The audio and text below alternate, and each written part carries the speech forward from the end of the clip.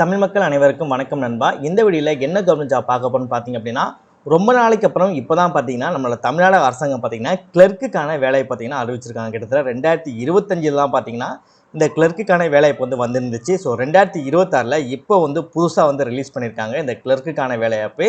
So அதை பற்றி தான் இந்த வீடியோவில் நம்ம ஃபுல் டீட்டெயில்ஸாக நம்ம பார்க்க போகிறோம். இந்த ஜாப்போட எஜுகேஷன் குவாலிஃபிகேஷனை பொறுத்த வரைக்கும் 10ஆம் வகுப்பு நீங்கள் பாஸ் பண்ணலேருந்து எனி டிகிரி நீங்கள் முடிச்சிருந்தாலும் சரி, இந்த ஜாப்க்கு நீங்கள் எலிஜிபிள். பணியிடத்தை பொறுத்த வரைக்கும் உங்களுக்கு தமிழ்நாடு தான் இருக்குது அப்படின்ற போது ஒன்ஸ் நீங்கள் செலக்ட் ஆகிட்டாலே போதும், இங்கே பணியிடம் உங்களோட தமிழ்நாட்டில் இருந்து நீங்கள் வளர்ந்து பணியிடத்தை நீங்கள் பண்ணிக்க முடியும்.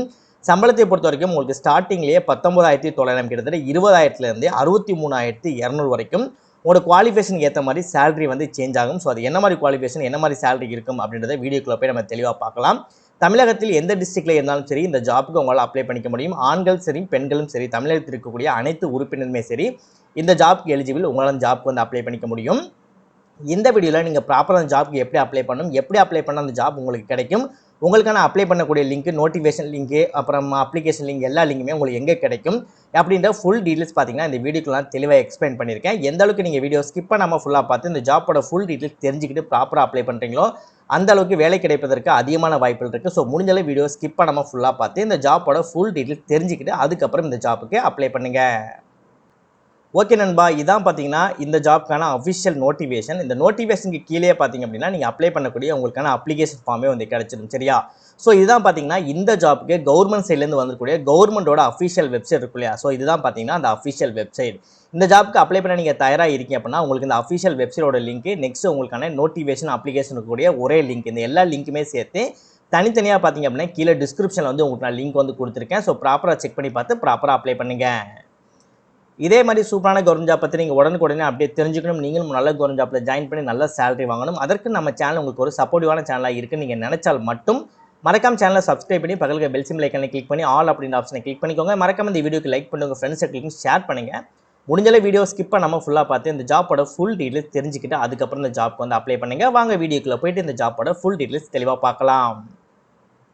ஓகே நண்பா, இதில் பார்த்தீங்கன்னா எக்கச்சக்கமான ஜாப் ஆப்பர்ச்சுனிட்டி கொடுத்துருக்காங்க. உங்கள் பார்க்கும்போதே தெரிஞ்சிருக்கும். இது பாருங்கள், ஹெட் குவார்ட்டர்ஸ் சென்ட்ரல், அப்புறம் ஹெட் குவார்ட்டர் வெஸ்டர்ன் ஏர் கமாண்டு, அப்புறம் பார்த்தீங்கன்னா ஹெட் குவார்ட்டர்ஸ் ட்ரைனிங் கமாண்டு, அப்புறம் பார்த்தீங்கன்னா உங்களுக்கு நார்மலான மெயின்டெனன்ஸ் கமாண்ட் கொடுத்துருக்காங்க. சரியா?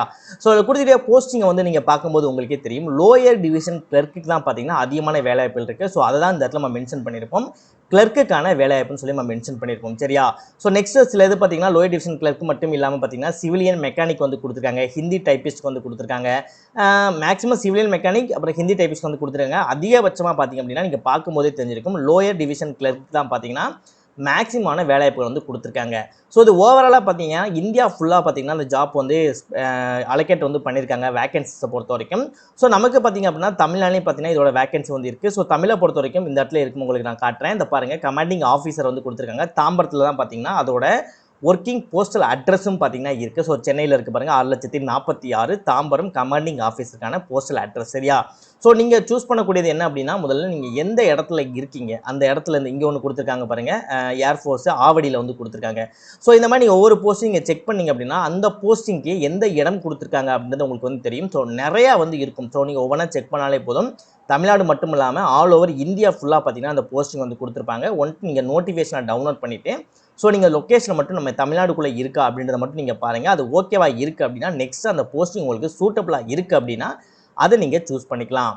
ஏஜ் லிமிட்டை பொறுத்த வரைக்கும் உங்களுக்கு 18 வயதிற்கு குறைய இருக்கக்கூடாது, 25 வயதிற்கு அதிகமாக இருக்கக்கூடாது அப்படின்னு இருக்காங்க. ஏஜ் ரிலாக்ஸேஷனை பொறுத்த வரைக்கும் நீங்கள் SC ST கேட்டகரிக்குள்ளே வரீங்க அப்படின்னா எக்ஸ்ட்ரா ஒரு 5 வருடம், டோட்டலாக உங்களுக்கு 30 வயது வரைக்கும் கொடுத்துருக்காங்க. OBC கேண்டிடேட் இருக்கீங்கன்னா எக்ஸ்ட்ரா உங்களுக்கு ஒரு 3 வருடம், 28 வயது வரைக்கும் உங்களுக்கு ஏஜ் ரிலாக்ஸேஷன் கொடுத்துருக்காங்க. நெக்ஸ்ட் இந்த ஜாப்போட எஜுகேஷன் குவாலிஃபிகேஷன் என்ன இருக்குது அப்படின்றத பார்த்தலாம். இப்போ நீங்கள் லோயர் டிவிஷன் கிளர்க்கு அப்ளை பண்ண போகிறீங்க அப்படின்ற பட்சத்தில் வெறும் நீங்கள் 12ஆம் வகுப்பு நீங்கள் பாஸ் பண்ணியிருந்தால் போதும். சேம் டைமில் பார்த்தீங்கன்னா உங்களுக்கு டைப்பிங்கும் தெரிஞ்சிருக்கணும் அப்படின்னு இருக்காங்க. ஸோ டைப்பிங்கை பொறுத்த வரைக்கும் இங்கிலீஷ் ஆர் ஹிந்தி உங்களுக்கு தெரிஞ்சிருக்கும். அது எவ்வளோ ஸ்பீடில் நீங்கள் டைப் பண்ணணும், அதை எவ்வளோ செகண்ட்ஸில் நீங்கள் மினிட்ஸில் டைப் பண்ணணும் அப்படின்றத அதில் கொடுத்துருப்பாங்க. நெக்ஸ்ட் நீங்கள் ஹிந்தி டைப்பிஸ்ட்டுக்கு அப்ளை பண்ண மேக்ஸிமம் தெரிஞ்சு ஹிந்தி டைப்பிஸ்ட்டுக்கு அப்ளை பண்ணுறது ரொம்பவே ரேராக தான் இருக்கும். ஸோ அதனால் நீங்கள் ஃபஸ்ட்டு லோயர் டிவிஷன் கிளர்க்கை நீங்கள் ட்ரை பண்ணுங்கள். Second civilian mechanical transport driver இருக்கா இல்லையா ஆர்டினரி கிரேடில், ஸோ அதை நீங்கள் ட்ரை பண்ண முடியும். ஸோ அதற்கு பார்த்தீங்கன்னா 10th 12th நீங்கள் பாஸ் பண்ணியிருந்தாலே போதும்.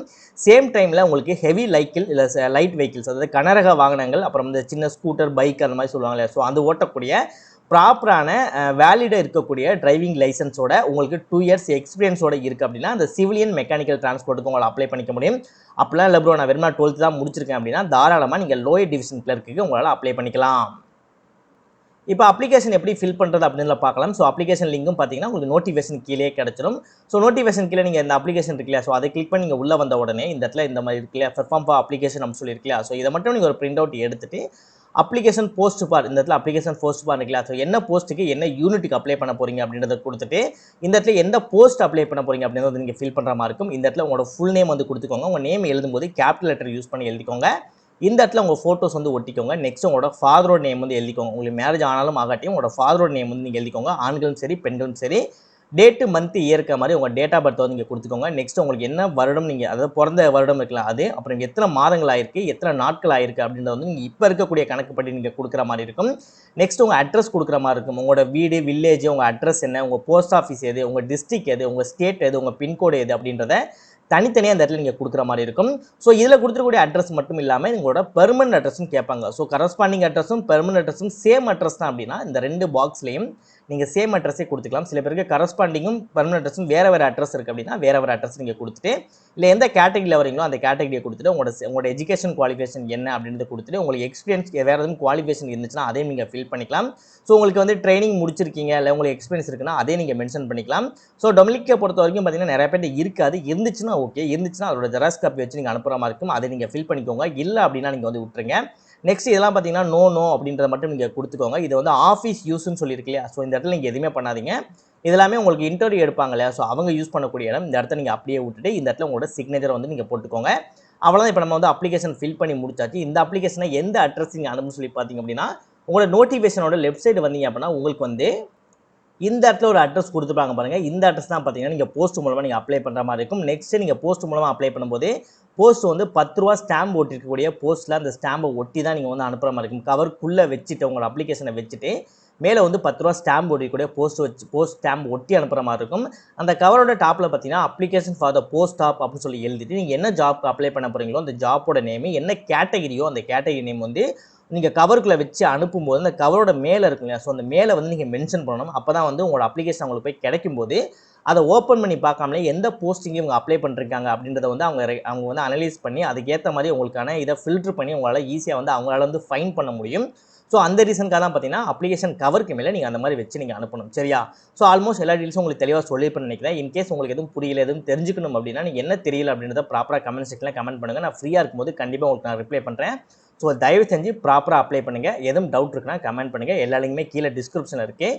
இந்த வேலையை உங்களுக்கு கிடைக்க வாழ்த்துக்கள் நண்பா. All the best. எந்த மிஸ்டேக்கும் இல்லாமல் தெளிவாக அப்ளை பண்ணுங்கள்.